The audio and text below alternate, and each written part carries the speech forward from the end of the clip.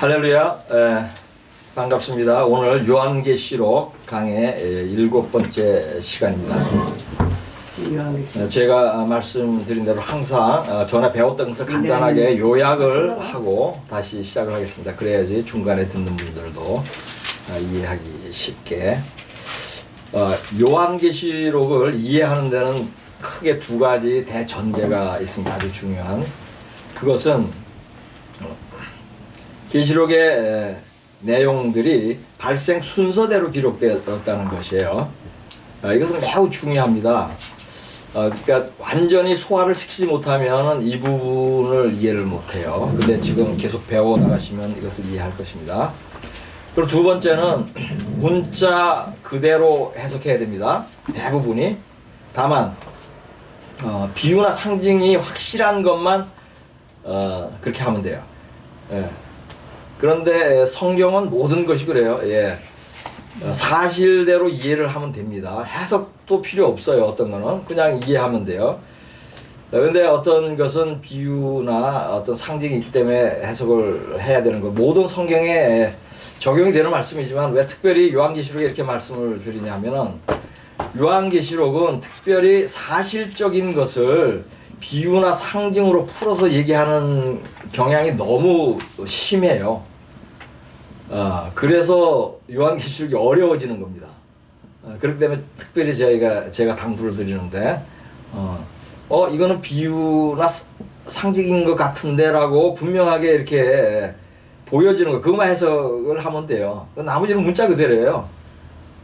그렇게 하는 것입니다. 그래서 이 중요한 두 가지 대전제를 가지고 요한계시록 읽으면은 요한계시록이 쉬워집니다.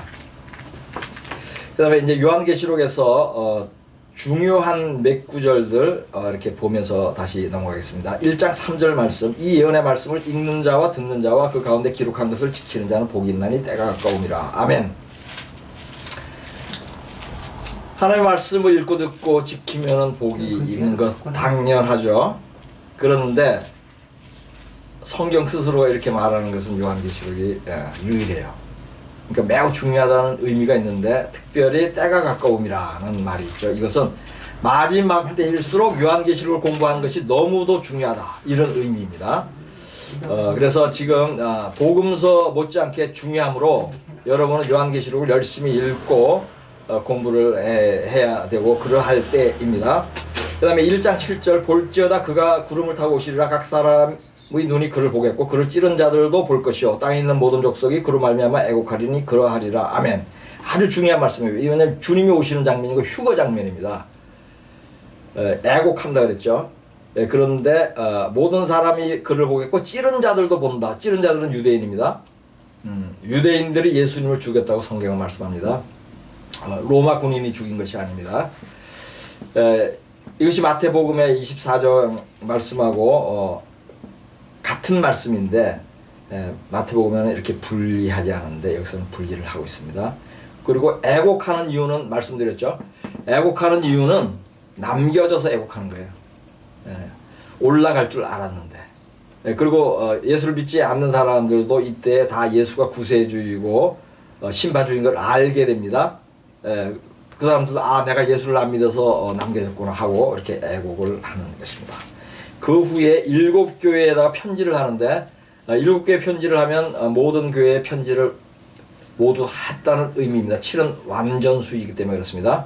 그래서 세상의 교회는 이 7교회 중에 하나의 모습을 하고 있다, 이렇게 이해를 하시고, 이 중에 아주 중요한 것이 빌라델비아 교회예요.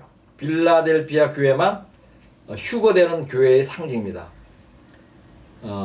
7교회 중에 5교회가 회개하라는 말씀을 들었어요. 회개하라는 말씀을 듣지 않은 교회 중에 하나는 빌라델비아 외에도 서머나 교회가 있습니다. 서머나 교회가 있지만은 지금 휴거되는 교회의 상징은 빌라델비아 교회입니다.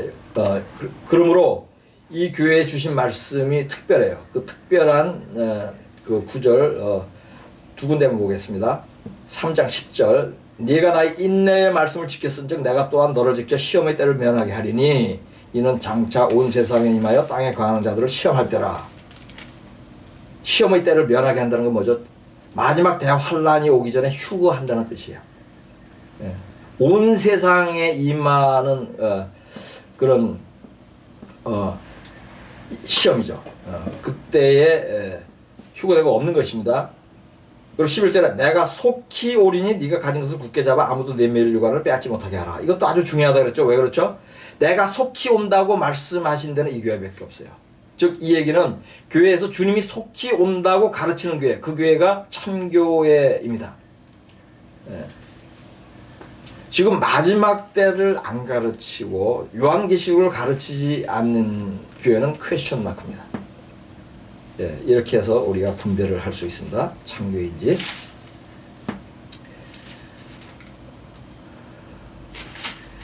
그리고 이제 4장 5장에서 하나님 찬양하고 예수님 찬양하고 그 다음에 이제 6장에 가서 인들이 떼어지기 시작하는데 여기서 이제 중요한 것이 11장과 12장 사이에 휴거가 숨어 있다는 것이에요.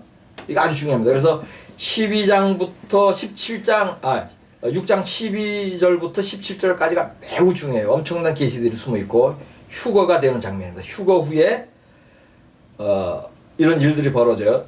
제가 읽겠습니다. 내가 보니 6째 인을 떼실 때에 큰 지진이 나며 해가 검은 털로 짠 상복같이 검어지고 달은 온통 피같이 되며 하늘의 별들이 무화과 나무가 대풍에 흔들려 서리건 열매가 떨어지는 것 같이 땅에 떨어지며 하늘은 두루마리가 말리는 것 같이 떠나가고 각 산과 섬이 제자리에서 옮겨지매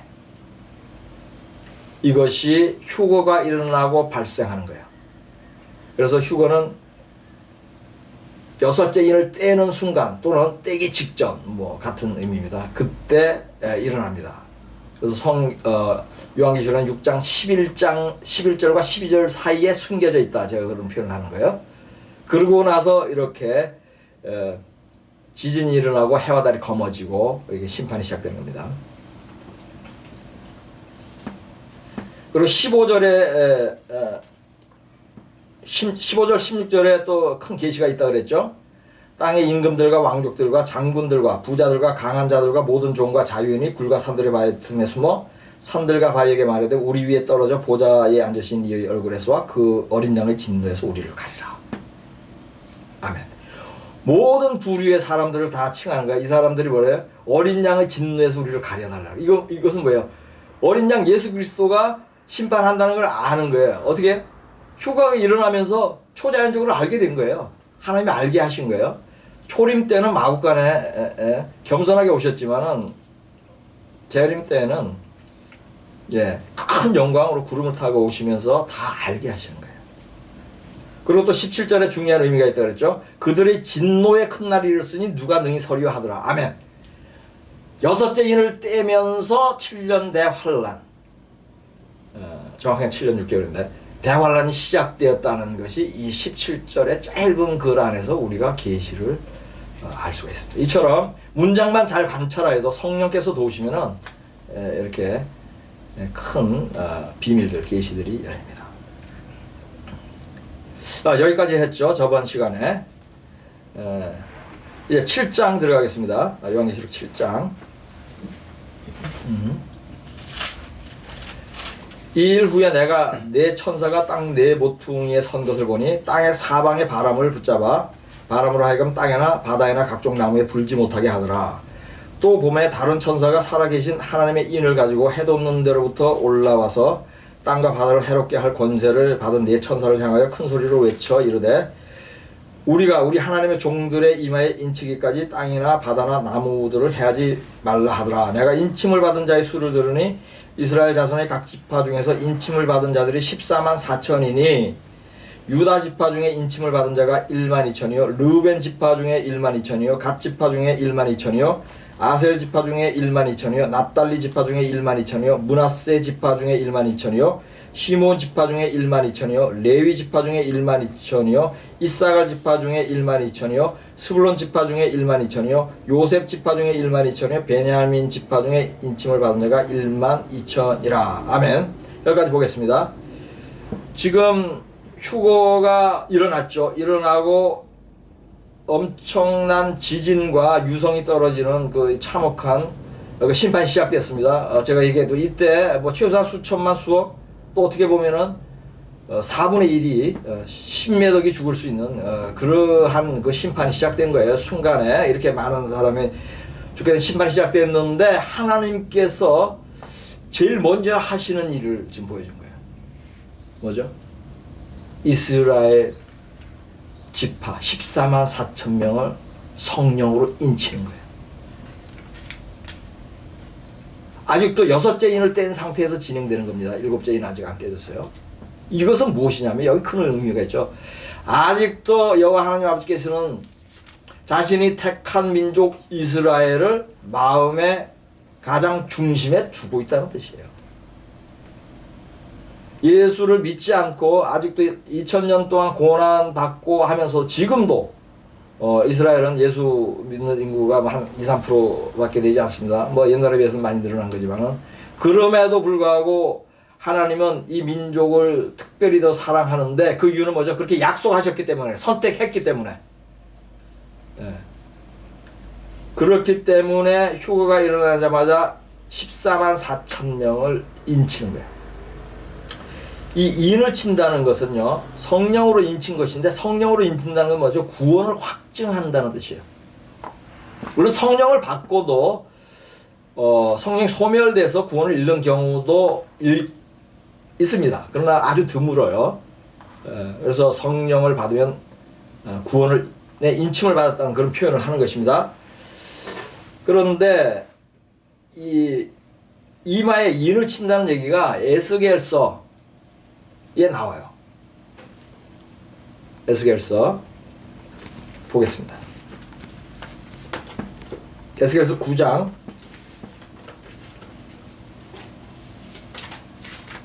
4절에서 6절까지.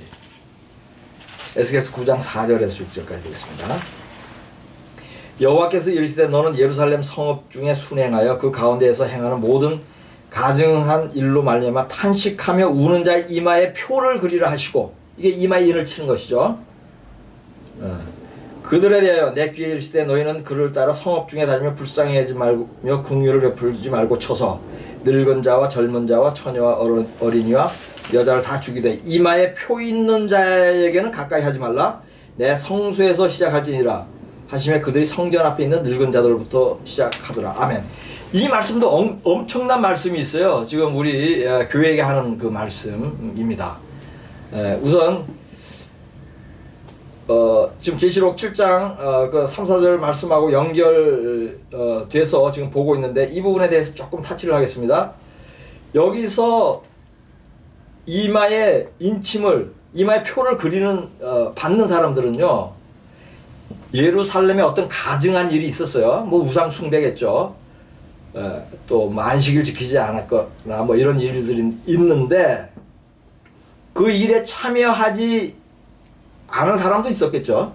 근데 여기는 그 일에 참여하지 않은 사람에게 이마의 표를 하라고 그러지 않아요. 그 일로 말미암아 슬피 탄식하고 우는 사람에게만 하라고 그래요. 이 얘기는 뭐냐면, 물론 슬피 울며 탄식하는 사람은 뭐예요? 당연히 그 가정한 일에 참여 안 했겠죠. 그래서 여기서 우리가 교훈이 있습니다. 우리는 우리 혼자 거룩하게 사는 거 좋아요. 좋지만은 나라와 민족의 죄를 위하여 어떻게 해야 된다? 탄식하며 기도해야 된다는 거예요.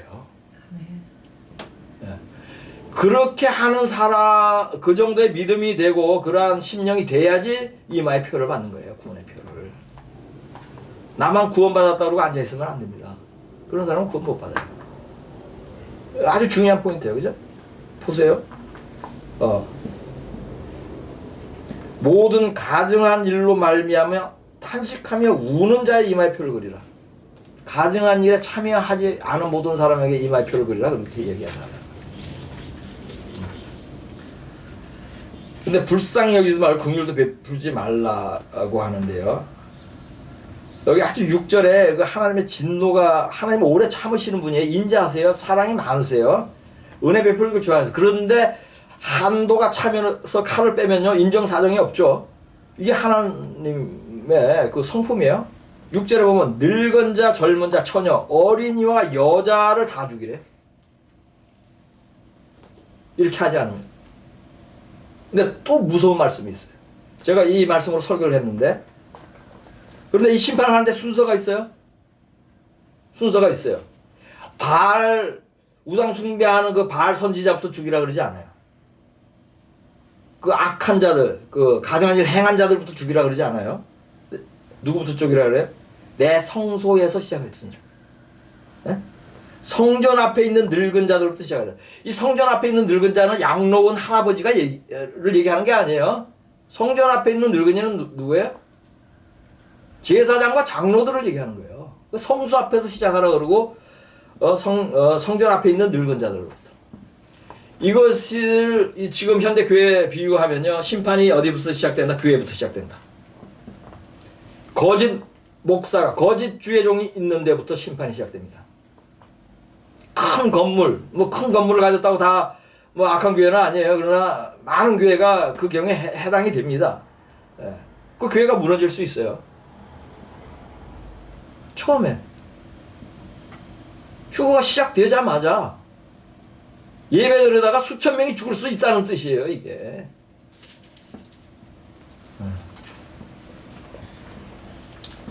다시 요한계시록 넘어가겠습니다. 그래서 이마에 인친다는 것은 여기서 구원받은 자의 표입니다. 그러니까 이스라엘의 그 14만 4천 명부터 인을 쳐. 이게 제일 중요한 거예요, 지금 하나님이. 그런데 언제 하라 그러냐면요, 이르되 우리가 하나님의 종들의 이마에 인치기까지 땅이나 바다나 나무들을 해하지 말라 그래요. 이건 뭐냐면, 처음에 급격하게 지금 유성이 떨어지고 큰 진이 일어나는 순간에 이 자들을 인쳐가지고 이 자들은 보호해요. 보호하는 거예요. 환란 가운데 이스라엘만 보호받습니다. 환란이 시작되면은. 전반 3년 반은 완전히 보호받아요. 이스라엘만. 전 세계가 다 환란 가운데 이스라엘만 보호받아요. 이건 나중에 더 설명을 하겠습니다. 근데 보면은 땅이나 바다나 나무들을 해하지 말라는데, 이 땅이나 바다나 나무들을 해하는 것이 뒤에 나옵니다. 땅 해하는 거 7째 인 때 했을 때 8장 5절에 나와요. 8장 5절에 보면요, 천사가 향로를 가지고 제단에 불을 담아다가 땅에 쏟음에 우레와 음성과 번개와 지진이 나더라. 그죠? 땅을 해하죠. 그 다음에 바다 해하는 거 둘째 나팔 떨어졌을 때 8장 8절. 둘째 천사가 나팔을 부니 불 붙는 큰 상과 같은 것이 바다에 던져진 바다의 3분의 1이 피가 되고. 그죠? 바다를 해했죠. 그 다음에 나무들을 해하지 말라 그래요. 이건 8장 7절. 그래 있어요. 첫째 천사가 나팔을 부니 피 섞인 우박이 불이 나와서 땅에 쏟아지며 땅의 3분의 1도 타버리고 수목의 3분의 1도 타버리고 각종 푸른 풀도 타버렸더라. 그죠? 나무들. 그러니까 이거 익기 전에 바로 익거든요. 다음에 이거 익기 전에 인침을 한다는 거예요. 그러니까 무슨 뜻이죠? 여기 모든 앞으로 시작되는 모든 재난으로부터 보호받는다는 거예요. 인침을 받고. 근데 이 인침을 받은 자가, 예, 그렇죠, 엄청난 일이죠. 그리고 하나님께서 이게 이스라엘 특별히 사랑하시고 그렇게 장자된 백성으로서 이렇게 아끼는 것이 이 7장에 14만 4천을 이스라엘 민족 14만 4천을 인치는 데서 우리가 알 수가 있습니다. 근데 인침을 받은 자들이 14만 4천인데 각 지파별로 12,000명씩 14만 4천이에요. 12 곱하기 12 하면 14만 4천 나오죠. 12 곱하기 12,000 하면. 그런데 여기서 지파 수에 대해서 한번 잠깐 설명을 하겠습니다. 이해를 돕기 위해서. 이스라엘 지파는요, 요셉이 두목을 가졌어요. 요셉이 장자권을 받았습니다. 11째 아들이지만 첫째 아들이 안 받았어요. 네 번째 아들 유다가 받지도 않았어요. 장자권은 요셉한테 갔어요. 11번째 아들인데, 그런데 그 요셉의 아들 둘을 지파로 만들었어요. 하나님이 두 몫을 준다고 그래서, 장자라서. 그래서 에브라임과 므낫세, 두 자녀를 이제 지파로 넣었는데, 그러면 이 두 자녀를 포함해서 이제 요셉 두 개로 했으니까 요셉의 이름을 빼보자고요. 그러면 13지파잖아요. 그렇죠? 므낫세, 에브라임 이렇게 둘이, 요셉이 빠지고 하나 빠지고 둘이 들어가니까. 그런데 성경은 어디에도 13지파라는 단어 자체가 안 나와요. 계속 12지파라고 말이 나와요. 특히 출애굽기에서 행진할 때에 12지파가 이제 행진을 하는데 동서남북으로 3지파씩. 13지파인데 한 지파 어디 갔죠? 레위 지파는 그 동서남북 가운데 있어요. 보호받고 가요. 예, 하나님의 성물들을 들고. 그러다 보니까 그냥 12지파라고 얘기하는 거예요. 12지파가 이렇게 행진해라 해서 하여튼 12지파라고 나오고 13지파라는 단어 자체가 안 나옵니다. 근데 여기도 보니까 또 12지파래요. 한 지파가 없어. 그럼 어느 지파가 없는지 한번 보겠습니다. 뭐 다 읽지 않겠어요. 우선 6절에 아셀 지파 중에 1만이죠. 납달리 지파 중에 1만이죠. 므낫세 지파 중에 1만이죠. 므낫세 들어갔죠. 그 다음에 8절에 가면은 스불론 지파 중에 1만이죠. 요셉 지파 중에 1만2천이요. 이거는 뭐냐면요. 요셉 지파를 에브라임 지파와 므낫세 지파라고 말해도 되고요. 요셉 지파와 므낫세 지파라고 말을 해도 똑같은 뜻이에요. 그 요셉 아래는 뭐예요? 에브라임이 들어가 있는 거예요. 장자기 때문에. 무슨 뜻인지 이해가죠? 그래서 요셉 지파, 므낫세 지파 그러면 그 에브라임이 그 포함된 겁니다. 그래서 어떤 때는 요셉 지파만 말하면은 그냥 므낫세와 에브라임 지파를 모두 내포하고 있는 그런 의미가 되기도 해요. 근데 여기서는 하여튼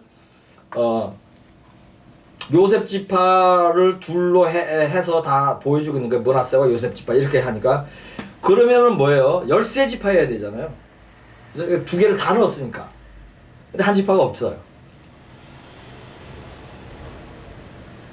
그 지파가 어느 지파죠? 너무 탁월해 우리 교회 성도님들. 네. 단지파. 그 어려운 걸 알고 있잖아요. 단지파. 보세요. 보면 없어요. 단지파가. 그러면 이게 왜 이렇지? 차라리 12지파 해놓고 요셉이라고만 말해놓고 므낫세 빼버리면 거기에 므낫세와 에브라임 다 들어가는 의미가 돼가지고 12지파가 되거든요. 그런데 요셉, 므낫세 다 들어갔어요. 13지파 해야 되는데 없어. 관찰해보니까 단지파가 없어요. 그럼 왜 없냐? 이거 퀘스천이 있어야 되죠, 우리는. 단지파는 왜 없지? 그래서 이 단지파가 제외된 이유를 우리는 창세기 49장 17절 말씀. 야곱이 자녀들에게 예언을 할 때 죽기 전에 단지파에게 준 예언이 있어요. 단에게 준 예언이 있어요. 그것을 한번 보겠습니다. 창세기 49장 17절.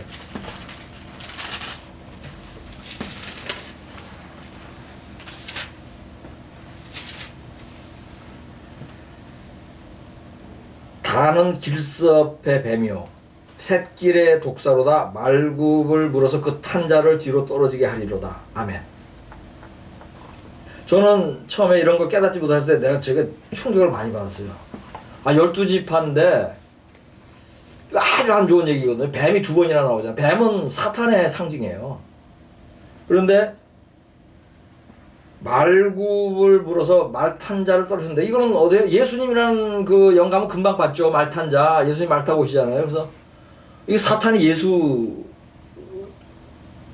공격하는 그런 그 예언이거든요. 12지파 중에 어떻게 이런 예언이 있나 그 궁금증이 있었는데 제가 요한계시록을 보면서 이해가 간 거예요. 적그리스도가 어디서 나온다? 단지파에서 나온대요. 이거 그렇게 어려운 그 해석이 아닙니다. 이것은 마치 예수님을 죽이려고 한 자, 고발한 자가 누구죠? 로마 사람도 아니고 뭐 이방인도 아니고 유대인이에요. 그 중에서도 누구야? 예수님의 제자예요. 가룟 유다. 그 사람이 예수님을 죽게 한 거예요. 배우던 사람이. 그러니까 그러한 그 어떤 원리를 보면은 적그리스도가 무슨 로만 가톨릭에서 나오거나 뭐 어디 다른 데서 무슬림에서 나오는 게 아니라 유대인 중에서 나오는구나. 예수를 배출한 그 민족에서 적그리스도도 나오는구나. 그게 연결이 되죠, 그죠? 가룟 유다하고 연결을 시키니까. 그렇게 해서 자연스럽게 해석이 되는 거예요. 그럼 조금 내가 좀 진보된 말을 하겠지만은, 내가 나중에 가면서 또 얘기를 하겠지만, 지금 잠시만 언급을 하면요. 지금 유대인들이 많이 흩어져 사는데, 세상에 많은 권력을 쥐고 있습니다. 미국에 특히 그렇고, 그 다음에 그 전에는 러시아에서 아주 큰 세력을 가졌어요. 그때가 언제냐면은, 러시아 왕정을 무너뜨리고, 볼셰비키 혁명이 일어났죠. 공산주의 혁명. 1917년이에요, 그때가. 1917년인데, 그때 볼셰비키 혁명을 주도한, 그러니까 왕을 죽였어요. 죽이고 이제 나라를 만들었는데, 그것을 주도한 사람의 80%가 그때 500몇십 명이었나 그래. 그 중에 80명이 유대인이에요. 제가 그런 역사를 읽으면서 알았습니다. 그래서 어떤 사람들은 유대인의 볼셰비키 혁명이다 이렇게 얘기를 해요. 제가 이 얘기를 잠깐 하냐면요, 좀 이해를 돕기 위해서. 그런데 그때 공산주의의 이론을 창시한 마르크스 있죠? 예, 하고 레닌, 막스 레닌주의 그러죠? 그 공산주의. 그 사람들도 유대인이에요. 마르크스 레닌. 그 다음에 이제 정말로 기독교인들을 수천만 명을 도륙한 스탈린. 유대인이에요. 유대인들은 그 말을 듣기 싫어서 아니라고 그래요. 근데 그 보면은 나와 유대인이에요. 예. 자기 여동생도 유대인하고 결혼했고, 그리고 그 자기 여동생의 남편, 그 사람이 사람 잡아 죽이는 그 행동 대장이었어요. 그리고 스탈린까지 내려, 그 다음에 이제 후르시초프 있었고, 뭐 브레즈네프 있었고, 그래서 여러 사람들이 바뀝니다. 그리고 옐친이 있고, 그 다음에 지금 누구죠? 러시아 대통령이 푸틴이죠. 푸틴 지금 20년 장기 집권하고 있는데 그 사람이 유대인이에요. 예. 그럼 뭐 좀 서치해 보면 나옵니다. 쉽게 나오진 않는데 나와요. 예. 그 외할아버지가 유대인이었고 모르드게 이름이 모르드게. 그런 기록이 나옵니다. 그래서 우리가 그 적그리스도 세력이 러시아에서 일어날 수 있다는 그런 우리 뭐 배우신 분들은 아는데 그게 이제 연결이 되는 거예요. 네.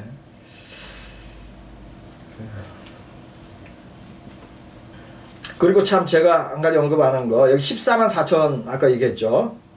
근데 이 14만 4천은요 요한계시록 14장 1절에 나오는 14만 4천과 동일 인물들이에요. 14장 1절. 또 내가 보니 어린 양이 시온산에 섰고 그와 함께 14만 4천이 서 있는데 그들의 이마에는 어린 양의 이름과 그 아버지의 이름을 쓴 것이 있더라. 아멘. 동일 인물이라는 건 어떻게 우리가 알 수 있죠? 숫자가 우선 같죠. 14만 4천. 그 다음에 뭐예요? 이마에 어린 양의 이름이 있대요. 그 뭐예요? 이마에 인침을 받았잖아요. 동일 인물이에요. 근데 여기 왜 갑자기 여기 천국이에요. 3년 반 사역하고 올라간 거예요. 이때가 이제 3년 반 환란이 끝났을 때거든요. 3년 반 환란이 끝나고 두 증인이 증언을 하고 두 증인도 올라가죠. 죽었다가 다시 부활해서 아마 그때 같이 올라가는 것 같아요. 그래서 지금 천국에서 뭐라 찬양을 하고 있어요. 그래서 이 자들은 찬양하는 자들, 하나님 가장 가까이 있는 자들이 뭐예요? 네 동물과 24장로였죠. 그 모든 피조물을 대표한다 그랬죠. 그 다음에 가까이 있는 게 찬양되죠. 우리 교회도 그렇잖아요. 강단 옆에 있죠. 이 14만 4천. 근데 이 찬양대는 하나님께 가까이 있어야 되니까 가장 거룩하고 깨끗한 자들이에요. 그래서 14장 3절 4절에 그런 얘기가 나오죠. 그들이 보좌 앞과 네 생물과 장로들 앞에서 새 노래를 부르니 땅에서 속량함을 받은 14만 4천 밖에는 능히 이 노래를 배울 자가 없더라. 이 사람들은 어떤 사람들이냐? 얼마나 깨끗하냐? 여자와 더불어 더럽히지 아니하고 순결한 자라. 어린 양이 어디로 인도하든지 따라가는 자며 순종하는 자, 사람 가운데서 속량함을 받아 처음 익은 열매로 하나님과 어린 양에게 속한 자들이냐. 처음 익은 열매는 뭐라는 거예요? 처음으로 인침을 받았죠. 휴거되자마자. 그래서 처음 익은 열매라. 가장 깨끗. 그러니까 미혼의 청년들이에요. 미혼의 청년들. 그렇게 생각하시면 돼요. 실제로 14만 4천 명 이스라엘. 그러면 이 청년들이 이렇게 인침을 받아가지고 무슨 일을 하냐면요. 당연하죠. 성령 받으면 어떻게 되죠? 전도하죠. 저 성령 받고 나서 이 가슴에 뜨거운 불로 막 만나는 사람마다 제가 전도하고 간증하고 그래. 성령 받으면 이게 전도를 못하면 이게 견딜 수가 없어요. 그래서 막 만나는 사람마다 전도했어요. 저는 그랬는데 이 성령 인침을 받은 청년들이 당연히 이스라엘 안에서 전도를 했겠죠. 그죠? 보호는 하시고 하나님께서 그래서 이 성령 인침을 가지고 성령 충만해서 받았는데 이 청년이 하나님 가까이 있다는 것은 우리 출애굽기 24장 4절 5절에도 나옵니다. 출애굽기 한번 보겠습니다. 출애굽기 24장 4절 5절. 출애굽기.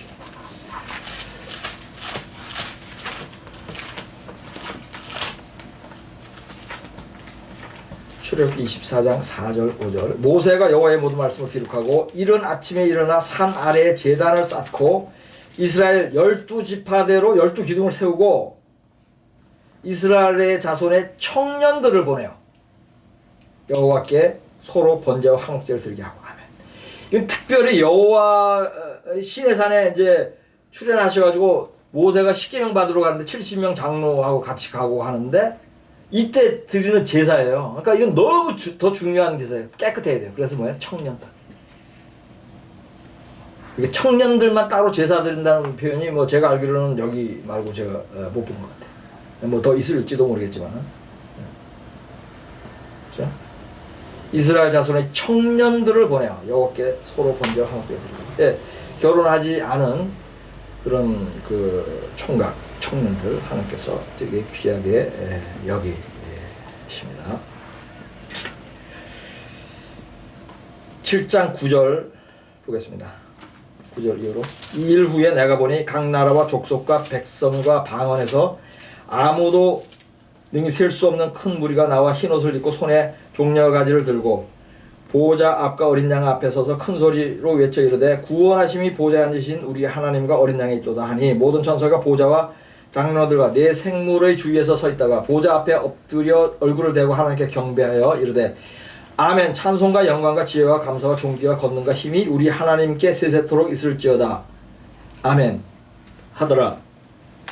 장로 중 하나가 응답하여 나에게 이르되 이 흰 옷 입은 자들이 누구며 또 어디서 왔느냐? 내가 말하기로 내 주여 당신이 아시나이다 하니 그가 나에게 이르되 이는 큰 환난에서 나오는 자들인데 어린 양의 피에 그 옷을 씻어 희게 하였느니라.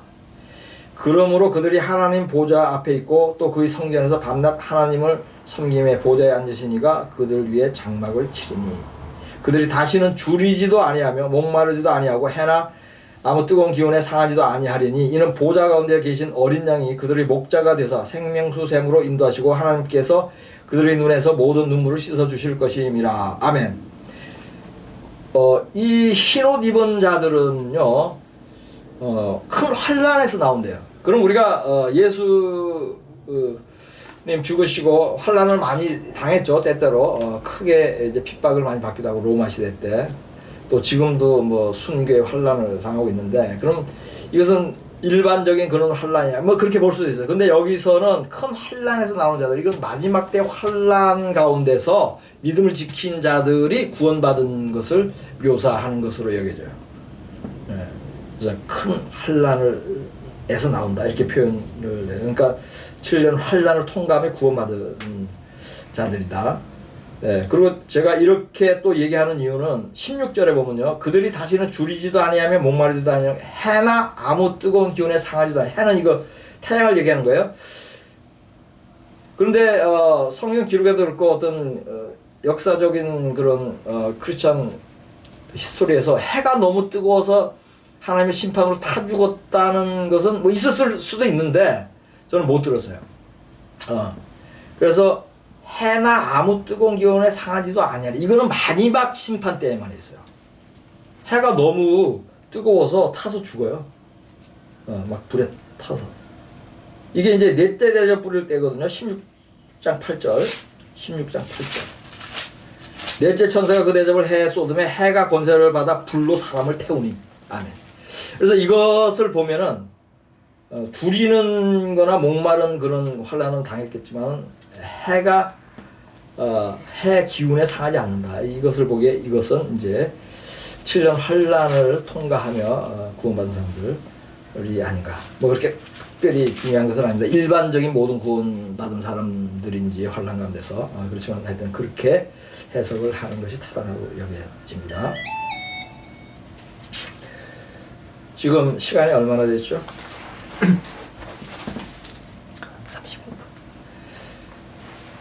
35분. 여덟째 8번. 8장 조금 하죠. 조금만 하겠습니다. 8장 읽겠습니다. 일곱째 인을 떼실 때 하늘이 반 시간쯤 고요. 여태까지 여섯째 인에 관해서 일어난 일들이요. 하늘이 반 시간쯤 고요하더니 내가 보면 하나님 앞에 7 천사가 서 있어 7 나팔을 받았더라. 또 다른 천사가 와서 제단 곁에 서서 금 향로를 가지고 많은 향을 받았으니 이 모든 성도의 기도와 합하여 보좌 금 제단에 드리고자 함이라. 향연이 성도의 기도와 함께 천사의 손으로부터 하나님 앞으로 올라가는지라. 천사가 향로를 가지고 제단의 불을 담아다가 땅에 쏟음에 우레와 음성과 번개와 지진이 나더라. 아멘. 여기서 좀 중요한 그 영적인 의미를 한번 보겠습니다. 전에 한번 언급을 했는데 지금 향로를 가지고 제단에 불을 담아다가 땅에 쏟죠. 그러니까 우레와 음성과 번개와 지진이. 우레와 음성과 번개와 지진은 환란 내내 계속 일어나는 겁니다. 계속 수시로 일어나고 있는 것이에요. 근데 이것을 뭐 좀 작게 일어날 수도 있고 크게 일어날 수도 있고 한데 여기서는 뭐예요? 지금 제단의 불을 향로를 가지고 제단의 불을 쏟았어요. 그 심판이죠. 그런데 그 위에 보면요, 3절에 보면은 향로를 가지고 많은 향을 받았으니 이는 모든 성도의 기도와 합하여 보좌 금제단에 드리고자 합니다. 그러니까 뭐냐면 이 향로에는요 기도도 들어있고 심판하는 것도 들어있는 거야. 그걸 뿌려요. 이게 무슨 뜻이죠? 기도 쌓인 사람들은 심판 가운데 피할 길을 주시는 거예요. 이것은 본인의 기도이기도 하고 또 중보 기도이기도 해요. 네, 그런 영적 의미가 있습니다. 8장에. 네, 이것을 아주 깨닫는 것은 아주 중요합니다. 그래서 우리 기도 많이 해야 돼요. 기도, 뭐 우리의 구원을 위해서 기도하지만 또 다른 사람, 우리 믿지 않는 사람들, 믿지 않는 사람들이나 믿음이 어린 사람들, 거듭나지 않은 사람들은 어때요? 안타깝죠? 보기에. 왜냐하면 그 주님 오실 때 들림 받지 못할 것 같으니까 안타깝죠. 그런데 들림 받지 못하더라도 뭐예요? 환난을 통과하면서도 구원받아야죠. 그때 그 사람들이 구원받도록 우리가 미리 그 구원의 기도를 쌓아두는 거, 이것이 아주 중요합니다. 그래서 이 기도가 우리 영혼들을 구원하는 힘이 될 수 있다는 것입니다.